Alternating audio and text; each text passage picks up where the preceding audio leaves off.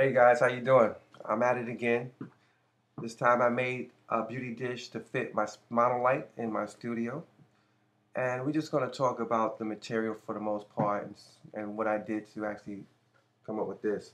Now, if you look at this, this is not finished. What I mean by not finished, I haven't painted the inside nor the outside to make it look nice. Normally the inside you're going to use white paint. You can use a metallic paint because basically you want to you want to reflect the light off the rim of the light. And you want to paint, being that this is clear, you got to paint this black so none of the light spills out. Let's look at the material one more time. Um, right here. What's different between this one and the last one that I used for the portable is that this time I didn't use the CD case or the DVD case. I actually used the door stopper. This is not my original design. I've seen it on YouTube. I think the gentleman you did some other things to make it fly, but basically I think it looks the same way. I believe I used a bolt. This bolt is pretty long. I believe it's maybe about 7 to 8 inches in length. It's a 1/4 inch in diameter. And I'm also using hex nuts to keep it in place. While we down here, as you see this here, this is my housing. This is my speed ring. I'm not sure if anyone's used this, but I've used this as a PVC piping. Basically, the light goes right in here, and these bolts here hold it down. What you want to do first is cut the PVC piping. It comes really long. I couldn't find one short, so I had to go a little deep in my pocket to get that. I have excess, so just in case I want to make some more, I have it. But you cut a hole in here, and what's holding this in place, I wasn't lucky like the last time where it actually fit perfectly.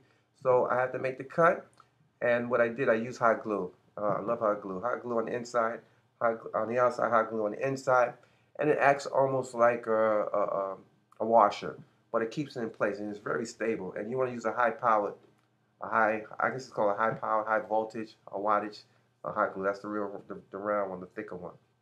So that's holding the bowl onto the speed ring, which the speed ring holds onto the light. You put the light in there. I don't have the light up here with me, but you get the idea. If this was the light, it'll go in there, just lock it down. Boom, boom.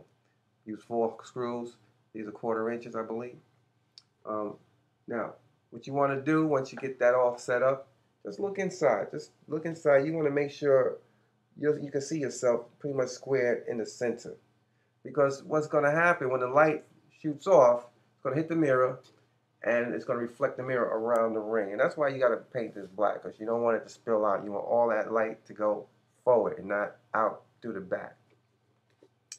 And that's pretty much it. I believe this probably cost me under $10, maybe about $10 plus or minus. If you would go to B&H, you know what you're paying there. You're going to pay from anywhere from a good one, 200, 300. I believe the size of this bowl is about maybe 16, 18 inches circumference. But, you know, as long as it covers the face, because that's what we're using it for, beauty. If you want it to cover the face, you can use it as a backlight, too, if you want to use it as like a rim light. It works perfect in that fashion, too.